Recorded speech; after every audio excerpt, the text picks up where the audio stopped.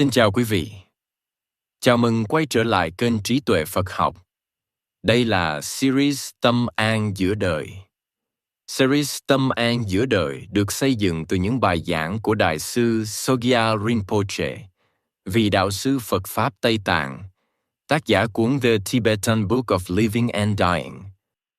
Nội dung series dựa trên một khóa giảng trọn vẹn của Ngài tại thành phố Adelaide, Úc, vào ngày 2 tháng 2 năm 2004, nơi Đại sư Sogyal Rinpoche kết nối những chỉ dạy cốt lõi nhất về thiền, từ bi và sự chuyển hóa tâm.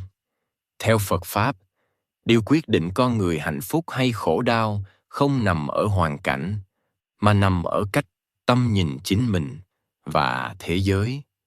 Khi nhận ra và vượt qua lời nhìn nhị nguyên, tức là thói quen chia tách ta và đời, con người không còn bị cuốn theo những cảm xúc và suy nghĩ nhất thời, từ đó chạm đến sự an ổn bền vững. Thông qua thiền, từ bi và trên hết là việc chuyển hóa tâm, những bài giảng này dẫn dắt con người đi thẳng vào gốc rễ của bất an, để từng bước nhận ra trí tuệ vốn có nơi chính mình. Tập 1. Thế giới làm ta mệt hay chính tâm ta là nguyên nhân? Trong một thế giới càng lúc càng nhanh, người ta bắt đầu nhận ra một điều rất lạ. Càng nhiều tiện nghi, càng nhiều lựa chọn, càng nhiều thông tin, thì con người lại càng mệt. Mệt không phải vì thiếu, mà vì quá dư. Dư việc, dư tiếng ồn, dư suy nghĩ, dư mong cầu. Trong tài liệu giảng của Đại sư Sogyal Rinpoche, một vị đạo sư Phật Pháp Tây Tạng, tác giả cuốn The Tibetan Book of Living and Dying, Tàng thư sống và chết, ông đã nói một câu rất thẳng. Chúng ta đang sống trong sự xao động liên miên, trong một vòng xoáy của tốc độ và căng thẳng. Tâm không thể ở yên dù chỉ trong chốc lát. Con người hiện đại không phải là không muốn yên, mà là không biết làm sao để yên. Ngày xưa, khi cuộc sống còn chậm, con người mệt vì thiếu thốn vật chất. Ngày nay, vật chất đã đủ, nhưng tâm lại thiếu chỗ nghỉ. Buổi sáng mở mắt ra là tin tức. Trong ngày là công việc, tin nhắn, so sánh, kỳ vọng. Buổi tối, thân nam xuống nhưng đầu vẫn chạy. Người ta quen với việc làm rất nhiều, nhưng lại xa lạ với việc ở yên với chính mình. Sogyal Rinpoche gọi tình trạng đó là không có ai ở nhà. Con người giống như một căn nhà mẫu toan cứa, ai cũng ra vào được, nhưng chủ nhà thì lại không có mặt. Tâm trí chạy theo đủ thứ bên ngoài, còn người sống trong cái thân này thì trôi dạt. Vấn đề không nằm ở thế giới. Thế giới vốn dĩ luôn ồn ào, luôn đổi thay. Vấn đề nằm ở chỗ tâm con người không còn được thuần dưỡng.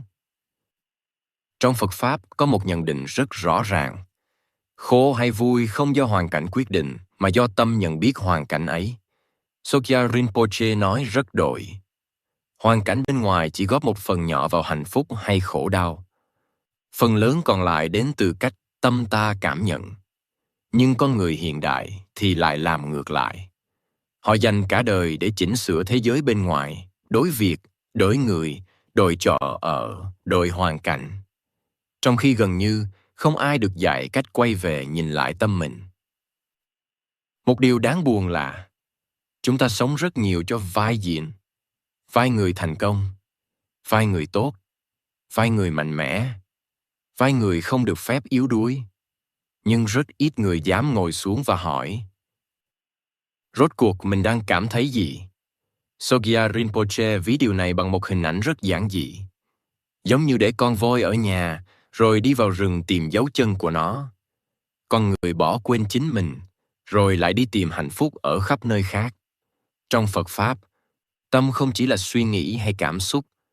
Suy nghĩ và cảm xúc chỉ là biểu hiện, giống như sóng trên mặt nước. Cái mà Phật Pháp nói đến là nền tảng sâu hơn, nơi mọi ý nghĩ sinh ra rồi tan đi. Nhưng con người hiện đại thường chỉ sống ở tầng sóng, không bao giờ lan xuống nước. Vì thế, chỉ cần một biến cố nhỏ cũng đủ làm họ chạo đạo. Chỉ cần một lời nói không vừa ý cũng khiến tâm bất an. Chỉ cần tương lai mơ hồ một chút là lo sợ. Không phải vì họ yếu, mà vì chưa từng được học cách làm chủ tâm. Sogyal Rinpoche nhấn mạnh một điều rất quan trọng. Nếu không thuần phục được tâm, thì dù có hiểu biết bao nhiêu, tu tập bao nhiêu, con người vẫn mệt. Đây là chỗ rất nhiều người lắm. Họ nghĩ rằng bất an là do mình chưa đủ giỏi, chưa đủ cố gắng, chưa đủ thành tựu. Thế là họ càng ép mình nhiều hơn. Nhưng càng ép, tâm càng phản kháng. Càng chạy, càng xa. Phật Pháp không bắt con người trọn đời. Cũng không bảo phải dẹp bỏ suy nghĩ. Điều Phật Pháp chỉ ra rất nhẹ nhàng. Hãy bắt đầu bằng việc nhận ra rằng tâm đang loạn. Chỉ cần thấy được mình đang bất an đã là bước đầu của tỉnh thức.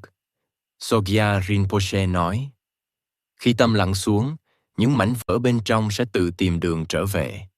Không cần vội vàng sửa. Không cần phán xét. Chỉ cần ở lại và nhìn cho rõ. Vậy nên, câu hỏi quan trọng của tập đầu tiên này không phải là làm sao để thế giới yên, mà là ta đang mệt vì thế giới hay vì chính cái tâm chưa được thuận. Khi câu hỏi này được đặt ra một cách thành thật, hành trình tâm an giữa đời mới thật sự bắt đầu. Xin cảm ơn quý vị đã đồng hành cùng kênh Trí Tuệ Phật Học. Xin chúc quý vị luôn mạnh khỏe, an nhiên giữa đời thường. Hãy nhấn like và subscribe kênh để không bỏ lỡ những nội dung hữu ích tiếp theo nhé.